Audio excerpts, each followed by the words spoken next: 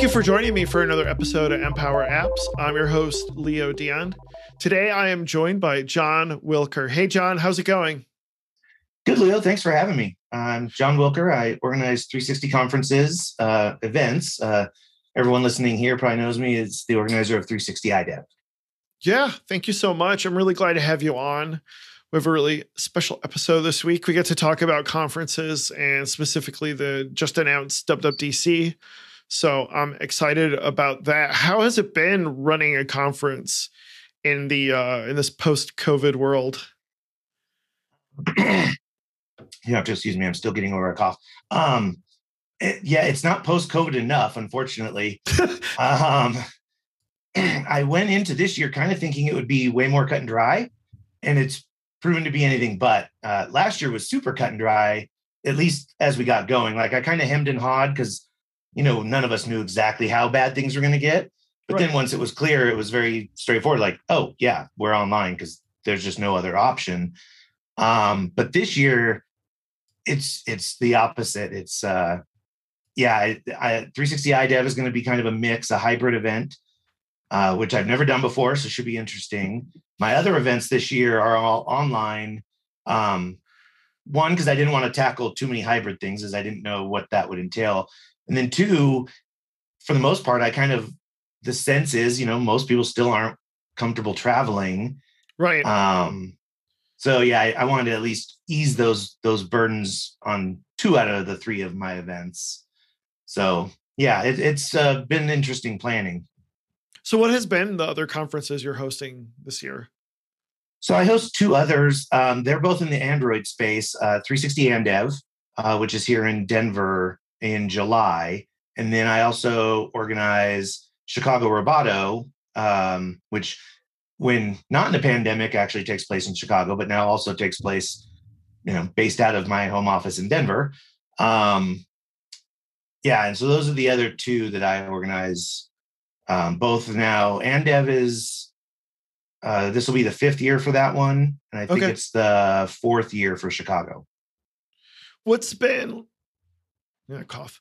It just got really cold today. So it was so nice this past week and now it's gotten chilly. But I was going to ask, what's been your biggest challenge as far as setting up a conference with COVID? Is it arranging all the services you need for the online conference or just getting people to sign up or what exactly? Mostly getting people to sign up. It turns out it'd be, if there's a way to do it that felt as cool as in person, the online events actually were fairly fun last year. One, I didn't have to get up nearly as early as I do while it's, while we're on site. I got up, I worked out, I rolled into my office with my cup of coffee and sat down here and off we went. Right. So thankfully the platforms for online are getting better and better. Even the one we used last year, which was only kind of so-so in my opinion. This year I've attended a few of their in-house, here's what we're doing. And they've really upped that hop-in platform quite a bit. But yeah, the hardest part was getting people to sign up and attend. I think last year it was just the unknowns of what was going on. And so people were hesitant to commit. And then by the summer, we were already kind of feeling that Zoom fatigue of, oh God, I don't know if I want to spend 4 days sitting on Zoom for, 5 or 6 hours a day. And then this year, I think it's sort of the similar thing. I think we've Zoom fatigue is still definitely lurking there because we've still all been working from home for the most part and doing all this. But now I think too, there's a little bit of maybe some optimism of well, do I sign up for this online event and maybe later in the year, someone will do an in-person one. So I think there's a little bit of that as well now. Yeah, that makes total sense. What has been, what are some, let me try this again. What are some recommendations you have as far as speaking at a conference and encouraging people to do that? I should have totally pulled this up. So while I answer, I'll look for an awesome quote. So for one of my events, for 360 amdev, my co-chair and I we haven't done it in 2 years now. We would do like a CFP Q&A to just kind of answer people's general questions on how to submit, especially first timers and things like that. And one of the things, someone went back, and they're all on YouTube, so people can go back and rewatch them. And so one of the nice things that we had said kind of as a, just throwaway at the time, but he quoted it was, your perspective has value simply because it's unique. You don't need to do something groundbreaking to be a speaker. You don't have to be the world's foremost core data or Swift UI expert. It's really just a matter of what are you excited to talk to other people about? And inevitably, something someone else doesn't.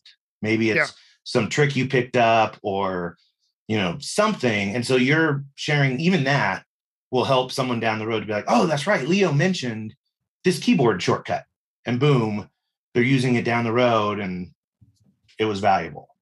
I think actually it might be a hindrance if you're an expert, because you're you're at a level that's so high, most people don't understand the complexities of the subject.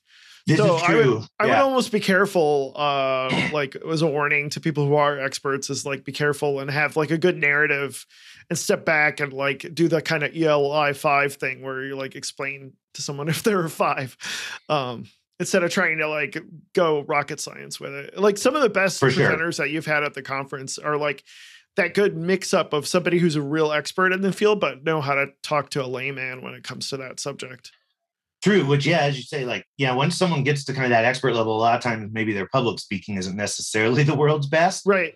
So then they're delivering this amazing content that's way above everyone's head, but important to know, but in such a manner that no one really is leaving going, I'm going to remember all of this. Right. Yeah, exactly.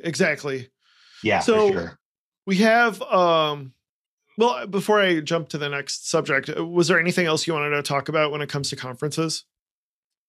Just on the submitting front, don't be shy. All of my events we really encourage new folks to come to the stage and try their hand at submitting. We're very informative. If we have to, turn you down, we'll give feedback where we can. And if it's not for you, or even if someone has submitted, encourage someone else. There's so many people that we all know and work with that are agreed, just in their own head of I can't speak. I don't know what I'm doing, or I'm not, advanced enough, or I've only been doing this a year. I can't possibly be a speaker. Help us get those folks onto the stage, because I think that's the way that we grow the community, is by encouraging new folks to kind of share what they know. What if you have a few ideas of what you want to talk about, but you're not sure which one is the right one? Could you submit multiple CFPs? Absolutely. Yeah. We, more the merrier. I think I even put it in the CFP page now. The biggest risk in that case is I might like 2 of your talks. And so I might try and convince you to do 2. Yeah. So, that's the downside, is I might like more than one. I limit it to 2. I don't try and overburden anyone with you submitted 5 and 4 were great. Can you do 4? But yeah, submit as many as you have. And worst case too, feel free to reach out and we can kind of go back and forth on which one you're more passionate about, or, tweaking and fine tuning and making adjustments. So yeah, we try and keep it as open and informative as possible for everybody. Yeah, I encourage a lot of folks to get out there and, try your hand, maybe practice going to a local Cocoa Heads. Well, absolutely. Go with quotation marks. Zoom to your local Cocoa Heads and practice your talk. Or even, I encourage people, if you have a great topic you want to practice, I would love to have you on the show to talk about. Oh, there you go. Yeah. Too. So yeah, please reach out, let us know, because I think it's a great experience for folks. Yeah. So I want to talk about WWDC. We got WWDC this year. Yeah. I'll let you start. What's on your wish list for WWDC 2021? So I'll approach this from a non-programmer standpoint, because I haven't written code in, well, now it's been a long enough time that I don't need to put years to it. But I love DubDub. It's obviously, the content wise is not necessarily targeted at me, but I'm definitely hoping for some improvements or, enhancements to tvOS. It's my I've had an Apple TV since like when it stopped looking like a time machine, and it's like our go-to platform. Like we don't have a Roku or anything else at the house. We don't have cable. Like everything is our Apple TV and what plugs into that. So yeah, I don't have any specific things I would like to see other than just a new and maybe better experience with it. I wouldn't mind if they offered like a plug-in architecture or something for like I use Plex. And so they've started to add a little bit of it, but like, I can't ask Siri for stuff and have her dig into Plex through the app to get content, which obviously that's a whole lot of work. It's not just a simple thing, but that would be Wasn't there sweet. Like a recent post about Plex? Because Plex started doing this. So Plex is more focused on like local sharing of your video library. Yeah. Right? Yeah. I have Plex. I love it. I have a 13 terabyte hard drive with all my old movies on it. So no, I totally get it. And I think like what I had heard is they started their own like streaming service more or less. And like they were able to get Siri plugged into that. But like the security and privacy issue of getting like the local videos working was too much of a headache for them from what I had read. Which makes sense. I mean, I get it. Like even from like within Apple's ecosystem, my Plex is running off of a Mini with a Drobo. Okay. And even running like the Apple TV couldn't inspect into iTunes on the Mini. Yep. To find stuff. So yeah, I would imagine a whole separate application not written by Apple would be even more problematic for sure. Right. So yeah, I have a home theater PC that I built that I have, which is currently taken down for some dusting and upgrading and stuff. So I decided actually to buy an Apple TV online, like a used one. And so I bought like a $100 cheapo. Is it fourth generation is when they started the App Store, right? I think. Yeah. So yeah. So this is like my first. I've only been using the Apple TV for about a week, and I know they've been out. Oh, cool. So it's like my first experience with it. One other thing is I bought it without the remote because I didn't feel like I needed one, and I've never heard anything good about the remote, so I wanted to save $50 and not buy the remote. So I've heard the remote is pretty bad. It's not the best. Okay, good. So I end up just using my iPhone, right? Or my wife will use her iPhone. Perfect, yeah. And it's not bad. It's fine.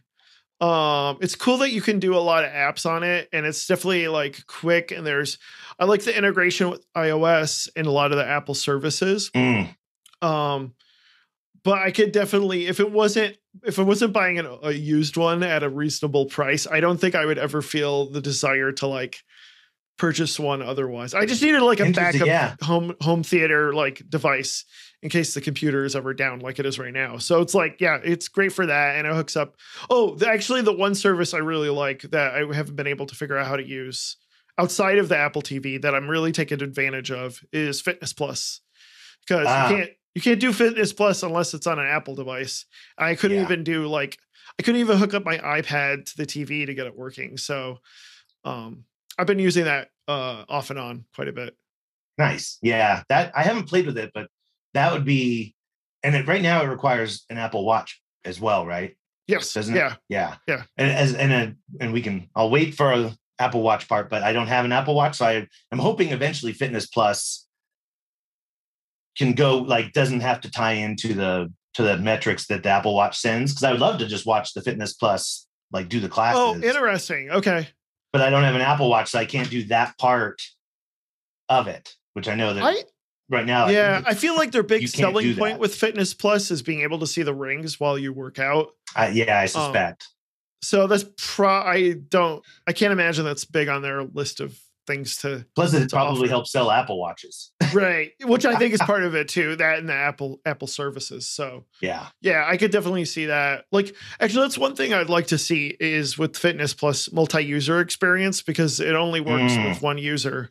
So if you have more than one person at home working out, like there's no integration with that. So interesting. Yeah, that would definitely be helpful. Yeah. So let's jump into Apple Watch. So what would it take for you to be convinced to buy one? Let's go from that standpoint. So I did have one. I had the generation, I guess it was because they named them, like the first one was like generation 0, right? Isn't that Basically, what they? yeah. So I had the generation 1, I think. Okay. Which, wasn't horrible, but apps on it weren't awesome. And it was but I didn't hardly use any apps. So right. I really liked it as a fitness band. Okay. Like that, I absolutely, and so I've not recently, it's been now a few years, but got rid of it. Mostly because like I just like watches. Well, then, and the variation I get, like I have a watch box upstairs with like 18 watches of various styles and types and whatnot. But I miss about the Apple Watch is all the health stuff. Like I never cared about Apple Watch apps per se. Yeah. Didn't care about swapping out faces, any of that. But like as a fitness band, which I have like this Huawei band off Amazon that was, $22 or something. Yeah. The band was awesome. Like I loved the rings. I love the fitness app in the Apple Watch was great. Right. Like, all of that was super cool. If Apple would make, and I know they won't because they're making a mint on watches, but if they made a band or just a tiny watch, like I thought about getting like the smaller form factor watch. Yeah. And just wearing it on my other hand as a fitness band. Oh yeah. I've heard of that before. But still a little bit big for that purpose. Right. And pricey for that purpose. But yeah, so you want like a watch without a screen that just tracks your health. Right. Is that what you're saying? Yeah. I never care. Like I never took a call on my watch, never did anything. And, and it's better now with the always on action, but I'd go to look at the time and I'm like, oh crap, it didn't, flopping about to get the screen to wake. And that thankfully is gone. But yeah, no, I don't need the face part of it. I just want to be like, start a run, go for a run and do it. And then when I get home, put on my Seiko or Hamilton or whatever watch I want to wear that day. Yeah. You're like, I'm not a watch person, but I understand how a watch person would have a hard time wanting to buy an Apple Watch. Like, and it's interesting, your solution being like, well, why don't we just have health tracking and then not the display? And then everything is basically through your iPhone to see stats and things. Yeah. So that's a really interesting perspective. Like, and that's like one of my biggest gripes with the Apple Watch is it tries some of the watch faces, like they're not interesting to me. Cause when I want to look at my Apple Watch, I want data. I don't want to see face or Mickey Mouse or Buzz Lightyear or even like the photos, like the photo face. Like I'd love that, but then it's just a photo with the time. And it's like, I want these, like, I want a lot of information on there. And I also think like, I've heard this before, but like the analog faces just don't like, I can read time analog, I guess, but like, I don't want it taking up the whole screen and taking like just even like small amount of time it takes me to figure out what time it is based on an analog watch. It's like not worth it to me, even though it looks nice. You know what I mean? Yeah. Yep. Yeah. Yeah. The trick with time on analog watches is you just generalize. Like you raise your arm with the digital and you're like, it's 10:24. Whereas like with an analog, you're just like, yeah, 10:20. Right. And like I pretty much use the info modular. Like that's pretty much the only face I use because it has everything on there that I want to see. And I'm almost like, man, I want to add this. I want to add that too. So I can see that. Yeah. Yeah. I definitely packed when I had mine. Yeah. I even wish like, yeah, could I just get rid of the time the time component and just fill it with complications? Like that's all I want. Or I either want lots of complications and no time, and then it could be a good fitness band. Or like you say, no display, no nothing, and just, or a tiny display that shows steps or whatever. Yeah, that makes total sense. And then just have it on another wrist. Yeah. Right. I did do the double wrist thing prior to getting rid of my Apple Watch, just to see if I could make that work. What was the biggest hang up? The biggest hang up was one, it was just big. So basically it was very obvious I was wearing two watches, which is just a very weird aesthetic to be out in public and be sporting two full-size watches. And then the other hang up, which it sounds like the newer watches are a little bit better at this, but still not perfect, is like, I wear my band when I sleep because I'm curious on my sleep habits. Right. And I never perfected the Apple Watch charging dance. Like I know David Smith had this like blog post about like wear it to bed, but then when you shower, charge it for the 5 minutes that you're showering, and then charge it during lunch for 25 minutes. And I used to just always having it on my wrist. And so I'd be like, now it's dead. And then I'd have to charge it up. Yeah. Yeah, that totally makes sense. So moving on from the Apple Watch, iOS 15, what's been your biggest issues, first of all, with iOS 14? What kind of phone do you have, first of all? Let's answer that question. I am still using a 10R. Okay. Mostly because as much as I like iPhones, and I used to do the every year upgrade cycle, usually every other year upgrade cycle. But more and more now, like the last handful of cycles, it was like, it's a great phone. It's faster and but the camera's amazing. I'm like, that's great, but I don't have kids. Lately, we're not traveling anywhere. I don't have anything to take pictures of. So I don't care to have the super mega multi-barrel camera action on a phone as much. So I just held off. But I have not had too many issues with iOS 14. I like widgets. I've gotten more comfortable adding widgets to my home screen. I actually kind of look forward to seeing if that, we can get more out of those. I'd love to interact with the widget instead of opening the app. Like I use streaks for habit forming. Yep. And I'd love it if the widget that shows the little rings, if I could actually just close them from the widget without having to basically tap widget, open app. Yep. Do the thing. So yeah, this is the first year that I haven't actually installed the beta, so I haven't even played with 15 to know what's going on. So I get to actually be, pleasantly surprised during WWDC when stuff gets announced or shown off. Like I've not looked at anything or played with it. Well, 15 will be out in June when WWDC, the beta will. Yeah. So that's true. I'm sorry. Yeah, I was thinking 14, whatever 5. It's currently on. Yeah, beta 92 or whatever. Right. It's true, though, that they're really getting high in these beta numbers recently. Like last year, it was 13.7? Yeah. It's pretty crazy. Which I guess is good, but yeah, it's certainly you're like, okay, what is happening here? Why are there so many? Yeah. So do you use an iPad? I do. I'm most excited about changes or improvements to iPadOS and the platform. I have an iPad Pro 10-inch. I can never remember. I wish Apple would pick a naming structure that was less involving. 2 sizes? Yeah, the 2 sizes, and it's always just iPad, and then there's a year attached, and I'm like, I don't know when I bought this thing. Yeah, and if I didn't buy it, you released it, that doesn't matter. So I think I have the 2018. I basically have the Pro they released after the Big Pro. Okay. So yeah, I think that's like 2018. And I love it. So I don't own a laptop anymore. I just have a mini for sitting in my office. And then I have a Pro with the keyboard. And that's my go-to. I write my books predominantly on that.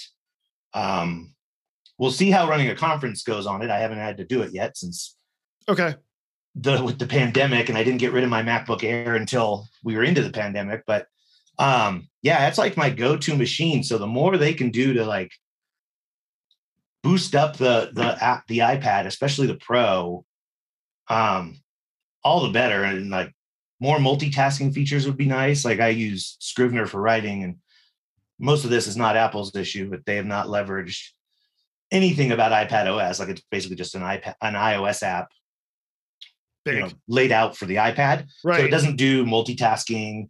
It still tends to close down once I open up 2 other apps. And so when I open it, it has to reload and do all that.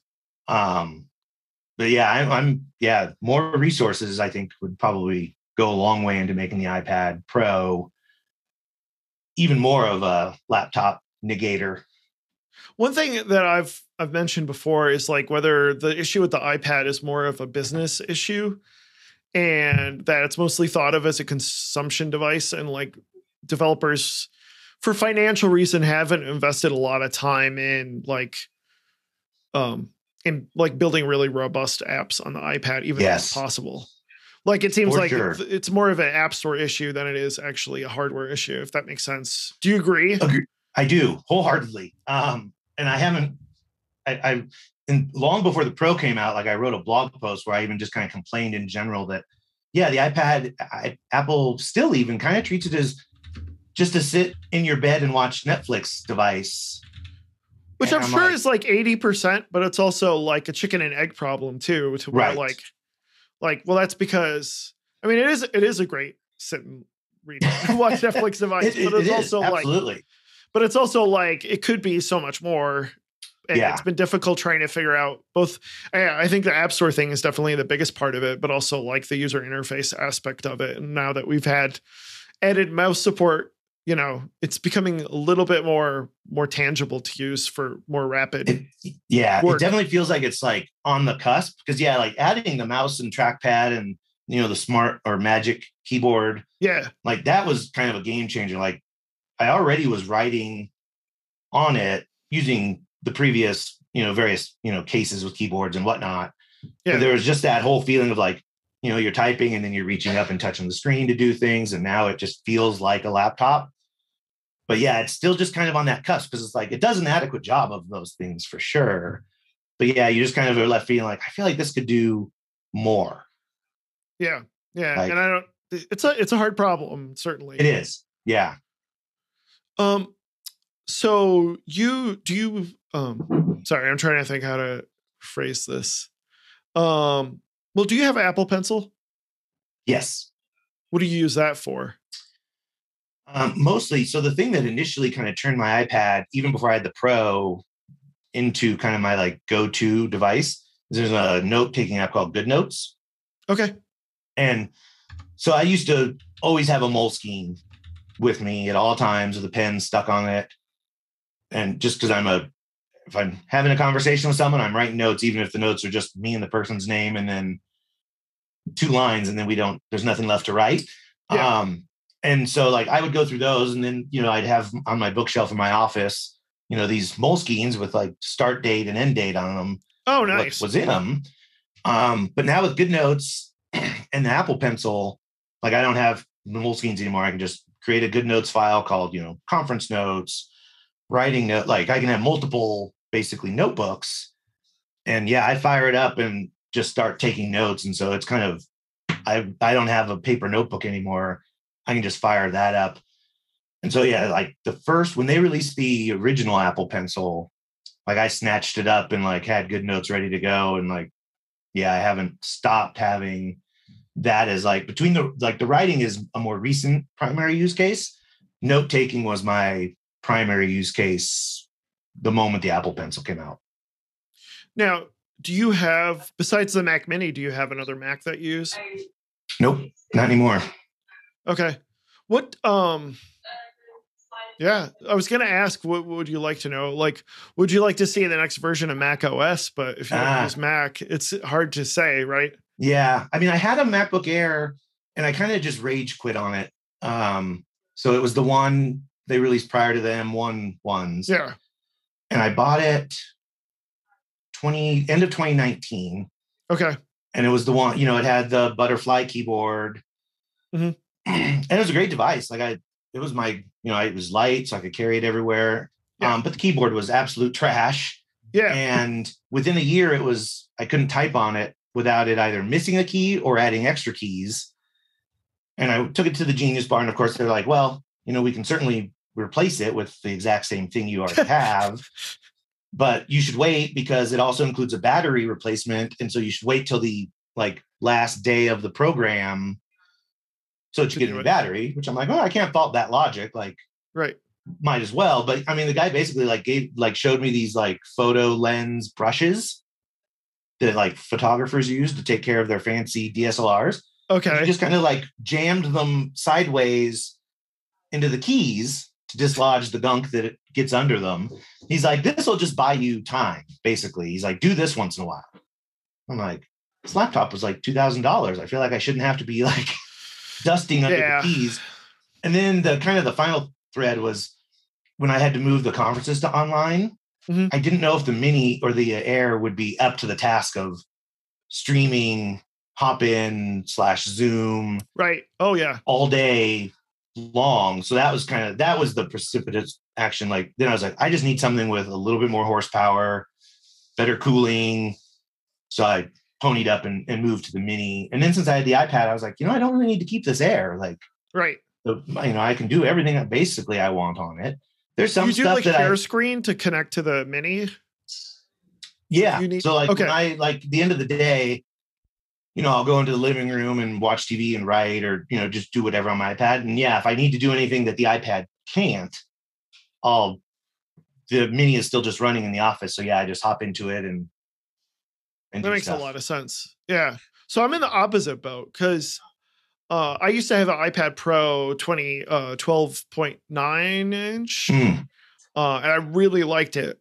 And then with COVID, like I wasn't doing a lot of portable work. I wasn't going anywhere and I was barely using the thing.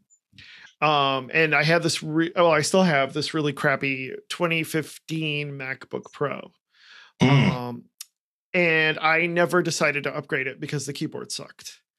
And then I sold the iPad Pro because I just wasn't using it. And I felt bad like having this really awesome iPad that I wasn't using because I wasn't going anywhere.